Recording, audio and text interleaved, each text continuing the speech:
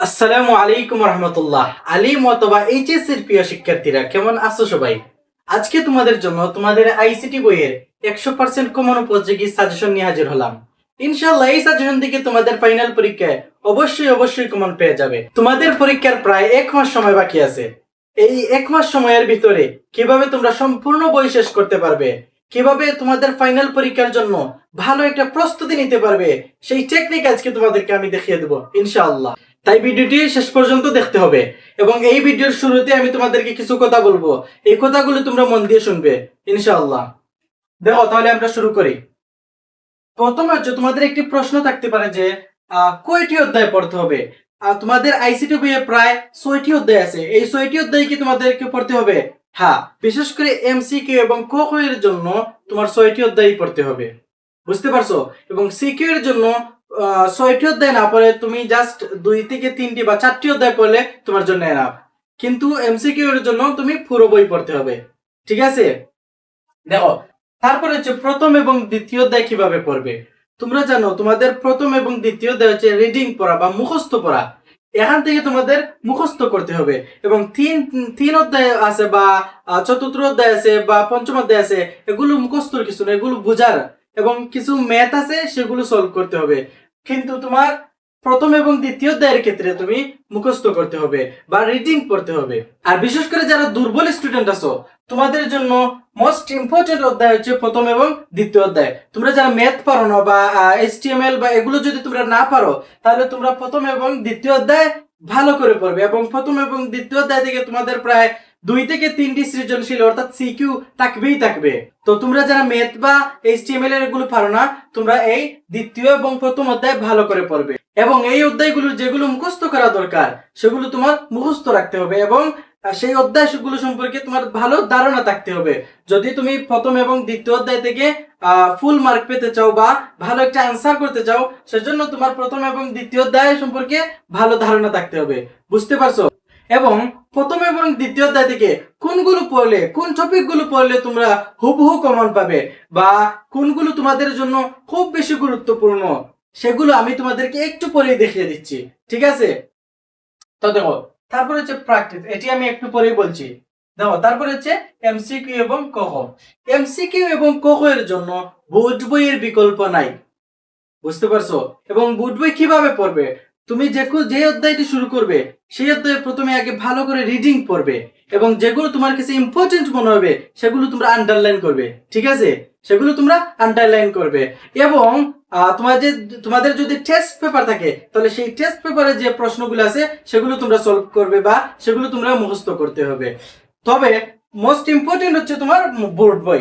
তোমার বোর্ড বই সম্পর্কে যদি ভালো ধারণা না থাকে, তাহলে তোমার টেস্ট পেপার দিয়ে কাজ হবে না। সেজন্য তোমার উচিত কি, বোর্ড বই ভালো করে পড়া, বিশেষ করে এমসিকিউ এবং ক খ প্রশ্নের জন্য। ঠিক আছে? এমসিকিউ এবং ক খ প্রশ্নের জন্য বোর্ড বইয়ের বিকল্প নাই। তোমার সেই বোর্ড বই তোমার ভালো করে আয়ত্ত করতে হবে। ঠিক আছে? দেখেন, তারপরে হচ্ছে দুর্বল শিক্ষার্থীদের জন্য করণীয়। তোমাদের মূল বই অর্থাৎ তোমাদের যে বোর্ড বই আছে সেই বইয়ে প্রায় 6টি অধ্যায় আছে। এখন যারা দুর্বল তারা কি 6টি অধ্যায় করবে? তাদের জন্য এতগুলো অধ্যায় করা তো সম্ভব নয়। তারা কোন কোন অধ্যায় করবে, কোনগুলো করলে তারা অবশ্যই কমন পাবে এবং ভালো একটা ধারণা নিতে পারবে, সেগুলো আমি একটু পরেই বলে দিচ্ছি। এবং তারা কোন টপিক গুলো পড়লে পরীক্ষায় কমন পাবে বা পাস করতে পারবে, বিশেষ করে পাস করতে পারবে, সেগুলো আমি একটু পরেই বলে দিচ্ছি। ঠিক আছে? তারপর হচ্ছে পরীক্ষার সময় কোনগুলো আগে লেখা উচিত। তোমাদের একটি প্রশ্ন যে পরীক্ষার সময় কোন প্রশ্নগুলো আগে লেখা উচিত। বিশেষ করে আমি তোমাদেরকে বলবো, বিশেষ করে যে ম্যাথমেটিক যেগুলো আছে, ম্যাথ যেগুলো সলভ করতে হয় সেগুলো তোমরা আগে উত্তর দিবে। ঠিক আছে? তোমরা অনেকে কি করো, প্রথম এবং দ্বিতীয় অধ্যায় আগে লেখা শুরু করো। ভাইয়া, প্রথম এবং দ্বিতীয় অধ্যায় হচ্ছে মুখস্থ লেখা বা বানিয়ে লেখা যেগুলোকে আমরা বলি। ঠিক আছে? এবং এখন যদি তুমি প্রথম এবং দ্বিতীয় অধ্যায় লেখা শুরু করো, দেখবে তোমার 1 ঘন্টা এখানেই পার হয়ে গেছে। বুঝো নাই? তুমি যদি প্রথম এবং দ্বিতীয় অধ্যায় থেকে প্রশ্ন লেখা শুরু করো, সেগুলো তো মুখস্থ লেখা। তুমি এই 1 ঘন্টার ভিতরে দেখবে 3 ঘন্টার ভিতরে দেখবে 1 ঘন্টায় তোমার এখানে চলে গেছে। ঠিক আছে? তার মানে তোমার হাতে থাকলো কি আরো 2 ঘন্টা। তাছাড়া তোমাদের প্রথমে দেখবে প্রশ্ন পড়বে, সেখানে তোমাদের আরো 20 মিনিট 30 মিনিট চলে যাবে। তা সেজন্য তোমার উচিত কি, তোমার উচিত প্রথমে হচ্ছে দেখো আমি তোমাদেরকে দেখাই। তুমি 1 নম্বরে উত্তর করবে 3.1 থেকে। তোমাদের 3.1 থেকে একটি প্রশ্ন থাকবে, তোমরা প্রথমেই 3.1 থেকে একটি উত্তর দিবে। ঠিক আছে, এখন তোমরা দুর্বল হও আর ভালো স্টুডেন্ট হও, তোমাদের উচিত কি প্রথমে 3.1 থেকে একটি উত্তর দেওয়া, এবং এই বইয়ের সবচেয়ে সহজ অধ্যায় হচ্ছে 3.1। বুঝতে পারছো? প্রথমে তোমরা 3.1 থেকে উত্তর দিবে, তারপরে 2 নম্বরে উত্তর দিবে 4th অধ্যায় থেকে, অর্থাৎ HTML এর অধ্যায় থেকে। তারপরে হচ্ছে 6ষ্ঠ অধ্যায় থেকে তোমরা দিতে পারো। 3 নম্বরে তোমরা 6ষ্ঠ অধ্যায় থেকে দিতে পারো, অথবা 3.2 থেকে দিতে পারো। তোমরা দুর্বল হও বা ভালো স্টুডেন্ট হও, তোমরা 3 নম্বরে দিবে কি হয় 6ষ্ঠ অধ্যায় থেকে অথবা 3.2 থেকে, এটা তোমাদের ইচ্ছা। এখন তোমাদের প্রশ্ন আসতে পারে, একটু আগেই বললেন যে দুর্বল স্টুডেন্টরা তো সব অধ্যায় করবে না, তাইলে তারা এই অধ্যায়গুলো থেকে এই অধ্যায়ের মধ্যে কোনগুলো থেকে উত্তর দিবে? আমি একটু পরে বলছি তাদের কথা। দেখো, তারপরে হচ্ছে 4 নম্বরে তোমরা উত্তর দিবে প্রথম অথবা দ্বিতীয় অধ্যায় থেকে। বুঝতে পারছো?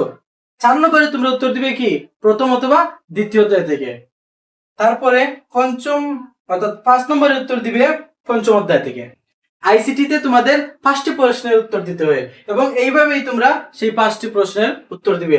আমি একটু সামারি জানি। দেখো, 1 নম্বরের উত্তর দিবে 3.1 থেকে, এটা হচ্ছে মূল বইয়ের সবচেয়ে সহজ অধ্যায়।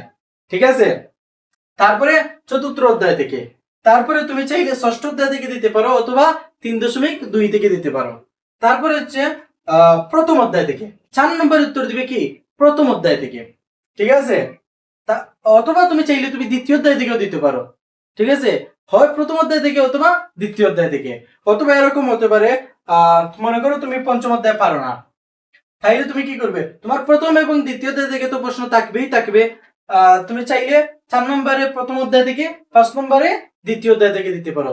বিশেষ করে যারা দুর্বল আছো, তোমরা প্রথম এবং দ্বিতীয় অধ্যায় ছাড়তে পারবে না, তোমরা প্রথম এবং দ্বিতীয় অধ্যায় থেকে প্রশ্নের উত্তর করতেই হবে। ঠিক আছে, বিশেষ করে তোমরা যারা 3.2 অথবা পঞ্চম অধ্যায় অথবা 4th অধ্যায় তোমরা যারা পারো না, বিশেষ করে দুর্বল যারা আছো তাদেরকে বলছি, তোমরা চাইলে প্রথম এবং দ্বিতীয় অধ্যায়, প্রথমে দিবে প্রথম অধ্যায়, তারপরে দ্বিতীয় অধ্যায়। বাট 3.1 তোমাকে দিতেই হবে, এটা সবচেয়ে সহজ অধ্যায়। তোমরা যারা এখনো পারো না, তোমরা ইউটিউবে অনেক ভিডিও পাবে, সেই ভিডিওগুলো তোমরা চাইলে দেখে আসতে পারো। দেখো, তারপরে হচ্ছে মোস্ট ইম্পর্টেন্ট একটা কথা হচ্ছে অন্যান্য সাবজেক্ট। এখন আমাদের পরীক্ষার প্রায় মনে করে 1 মাস আছে, বা কেউ কেউ আমার এই ভিডিওটি পরীক্ষার 5 দিন 6 দিন বা 10 দিন আগে দেখবে। তো তোমাদের কি বলছি ভাইয়া, তোমরা বলতে পারো যে আমাদের পরীক্ষার আর মতো 10 দিন বা 12 দিন আছে, কারণ আমরা কি শুধু আইসিটি পড়বো? শোনো ভাইয়া, তোমার সব সাবজেক্ট পড়তে হবে, তোমার সব সাবজেক্টই গুরুত্বপূর্ণ, তবে আইসিটি একটু বেশি গুরুত্বপূর্ণ, বা ইংরেজি আছে এগুলো একটু বেশি গুরুত্বপূর্ণ। গত বছরগুলোতে যে ফেইলের সংখ্যা আছে তার মতো টপ লেভেলে আছে আইসিটি। বুঝতে পারছো? আইসিটিতে সবচেয়ে বেশি স্টুডেন্ট ফেল করে। বুঝতে পারছো? সেজন্য তুমি আইসিটি কে গুরুত্ব দিতে হবে। তার মানে এই না যে তুমি অন্যান্য সাবজেক্ট গুলো ফেলে রেখে শুধু আইসিটি পড়বে। তুমি কমপক্ষে, আমার কথা হচ্ছে, তুমি কমপক্ষে প্রতিদিন 2 থেকে 3টি সাবজেক্ট ভালো করে পড়বে। 2 থেকে 3টি সাবজেক্ট, এর মধ্যে আইসিটি রাখবে, ইংরেজি রাখবে, এবং পাশাপাশি অন্য একটি সাবজেক্ট রাখতে পারো, অথবা তুমি চাইলে 4টি অথবা 5টি সাবজেক্ট প্রতিদিন পড়তে পারো। তোমরা কি করো? তোমরা শুধু মোবাইল স্ক্রলিং করো। তোমরা পড়ো কত সময়? বিশেষ করে বেশিরভাগ 2 থেকে 3 ঘন্টা, কেউ কেউ আছে 1 ঘন্টা, আবার কেউ কেউ আছে 4 থেকে 5 ঘন্টা। ভাইয়া, তোমার কিছুদিন পরে পরীক্ষা, এখন যদি তোমরা শুধু মোবাইল স্ক্রলিং করো তাইলে হলো না। তুমি তোমার পড়ায় গুরুত্ব দিতে হবে। তোমাদের এই পরীক্ষা পরে তোমরা যারা পাস করবে, তোমরা এডমিশন পরীক্ষা দিতে হবে, সেজন্য তোমার এখন থেকে মন দিয়ে পড়াশোনা করা উচিত। তোমার এডমিশনের জন্য এখন থেকে প্রস্তুতি নেওয়া উচিত। এখন যদি একটা বই তোমরা ভালো করে পড়ো, দেখবে তোমাদের এডমিশনে আরো সহজ হবে, তোমাদের আলাদা করে পড়তে হবে না। সেজন্য তোমাদের উচিত এখন থেকে ভালো করে প্রস্তুতি নেওয়া। আমার কথাগুলো বুঝতে পারছো? তোমাদের উচিত এখন থেকে ভালো করে প্রস্তুতি নেওয়া, তাহলে তোমাদের এডমিশন সহজ হবে। আচ্ছা, তাহলে দেখো, এই যে আমি একটু আগে বলছিলাম যে দুর্বলদের জন্য, দেখো তোমরা যারা দুর্বল স্টুডেন্ট আছো, মনে করো তোমরা এখনো বই হাতে নাও নাই, মনে করো বই এখনো হাতে নাও নাই, তখন তোমাদের শুধু পাস করা দরকার। তোমরা কিভাবে পাস করবে? দেখো, প্রথমে তোমার 1 নম্বর এবং প্রথম এবং দ্বিতীয় অধ্যায় ভালো করে আয়ত্ত করতে হবে, কারণ এগুলো মুখস্থ করা বা বোঝা, এগুলোতে কোনো ম্যাথমেটিক কোনো কিছু নাই। ঠিক আছে, তোমার প্রথম এবং দ্বিতীয় অধ্যায় ভালো করে আয়ত্ত করা। তোমার যদি ভাগ্য ভালো থাকে দেখবে প্রথম অধ্যায় থেকে 2টি সৃজনশীল পেয়ে যাবে, অথবা দ্বিতীয় অধ্যায় থেকে 2টি সৃজনশীল পেয়ে যাবে। যদি মনে করো তোমার ভাগ্য ভালো থাকে প্রথম অধ্যায় থেকে 2টি, দ্বিতীয় অধ্যায় থেকে 2টি, এখানে তো তুমি 4টি পেয়ে যাচ্ছ, তোমার আনসারই করতে হবে মাত্র 5টি। বুঝতে পারছো? সেজন্য তোমার উচিত কি প্রথম এবং দ্বিতীয় অধ্যায়, তুমি যদি 2টি প্রশ্ন নাও পাও, একটি প্রশ্ন পাবেই পাবে। প্রথম অধ্যায় থেকে একটি, দ্বিতীয় অধ্যায় থেকে একটি তুমি পাবেই পাবে। সেজন্য তোমার উচিত কি প্রথম এবং দ্বিতীয় অধ্যায় ভালো করে আয়ত্ত করা। মনে করো আমি একটি করে ধরতেছি, মনে করো প্রথম অধ্যায় থেকে একটি আসছে, দ্বিতীয় অধ্যায় থেকে একটি আসছে, সরি, এখানে তোমার হয়ে গেল কি 2টি। এখানে তুমি 2টি প্রশ্নের উত্তর দিতে পারতেছো। তারপরে দেখো 3.1, এখান থেকে তোমার একটি প্রশ্ন থাকবে এবং এই বইয়ের আমি আগে বলছি, বারবার বলতেছি, 3.1 হচ্ছে সবচেয়ে সোজা, আমরা যেটাকে বলি সবচেয়ে সহজ হচ্ছে কি 3.1। সেজন্য তুমি 3.1 ভালো করে আয়ত্ত করতে হবে। সেখান থেকে দিলে আরো একটি, কয়টি হলো 3টি, এখানে তোমার 30 মার্ক কনফার্ম। দেখো তারপরে মনে করো চতুর্থ অধ্যায় থেকে দিতে পারো, চাইলে তুমি চতুর্থ অধ্যায় চাইলে আয়ত্ত করতে পারো, অথবা তুমি চাইলে ষষ্ঠ অধ্যায়,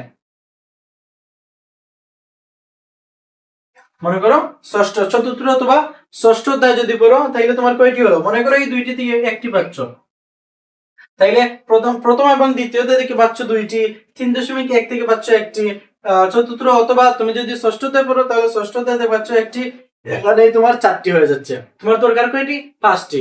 তুমি তো এখানেই 4টি দিয়ে দিচ্ছ। মনে করো তুমি একবারেই দুর্বল, মনে করো তুমি একবারেই দুর্বল, তুমি এই 4টি প্রশ্নের উত্তর দিও। এই 4টি প্রশ্নের উত্তর দিলে তুমি 40 পেয়ে যাচ্ছ, তাই না? তুমি 40 পেয়ে যাচ্ছ। এমসিকিউতে মনে করো 25-এর মধ্যে তুমি 10 পাইছো, মনে করো তুমি 10 পাইছো, তোমার দরকার কি পাস করা। দেখো এখানে 40, এমসিকিউতে 10, মানে এখানে 50 হয়ে যাচ্ছে। তাছাড়া তো তোমার প্র্যাকটিক্যাল আছে, প্র্যাকটিক্যালে মনে করো 25-এর মধ্যে তুমি 20 তো পাবেই, প্র্যাকটিক্যালে মনে করো তুমি 20 পাইছো। দেখো তুমি কিন্তু দুর্বল স্টুডেন্ট, তোমার কথাই আমি বলছি। দেখো তুমি পাইলে 20, তাহলে তোমার হলো কত? এখানেই তোমার 70 হয়ে যাচ্ছে। তাহলে আইসিটিতে পাস করা কঠিন না। তুমি যদি একটু গুরুত্ব দাও তাহলে তুমি আইসিটিতে প্লাস পাবে, প্লাস। তুমি যতই দুর্বল স্টুডেন্ট হো না কেন, একটু যদি গুরুত্ব দাও দেখবে তুমি পরীক্ষায় ভালো করতে পারবে। দেখো তোমার এখানেই তো 70 হয়ে যাচ্ছে, এখানেই তোমার 70 হয়ে যাচ্ছে। তাহলে তোমার উচিত কি, তোমার উচিত ভালো করে প্র্যাকটিস করা, বিশেষ করে ভালো করে প্র্যাকটিস করে এবং গুরুত্ব সহকারে পড়া। তোমরা পড়তে বসে মোবাইল স্ক্রলিং, 5 মিনিট পড়ো আবার মোবাইল স্ক্রলিং, তাইলে হইল? তুমি পড়তে বসবে তখন মোবাইল টোবাইল যা আছে সব অফ করে বসবে, ঠিক আছে? যখন পড়তে বসবে মোবাইল টোবাইল যা আছে সব অফ করে তারপর পড়তে বসবে।